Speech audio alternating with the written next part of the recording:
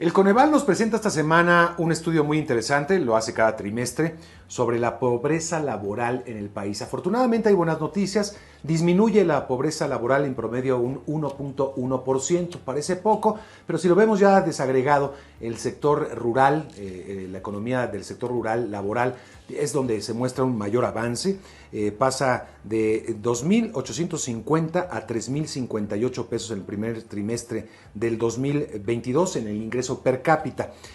El tema es que sigue siendo un ingreso muy bajo, desafortunadamente, eso sigue siendo la nota, y además de que la inflación, que llegó el año pasado, por ejemplo, a 7.6%, pues sigue siendo un impuesto completamente invisible y regresivo. Cuando vemos las cifras en promedio del ingreso de los mexicanos dentro del sector laboral, pues llama mucho más la atención. Estamos hablando del ingreso nacional en promedio fue de 6.820 pesos al mes. Los hombres son los que más perciben con 7.480 frente a las mujeres 5.860.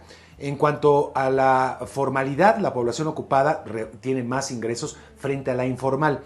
La formal en promedio tiene 9.553 pesos frente a la informal, que es 4.790 pesos de ingreso. Es decir, casi el doble la formalidad frente a la informalidad. El gran problema es que seguimos registrando tasas del 50% de informalidad en el país. Es decir, mucho más precarios los trabajos en el sector mexicano. Por todo esto, entendemos por qué funcionan las políticas asistencialistas, como les dicen muchos, o de dispersión de recursos por parte del gobierno federal.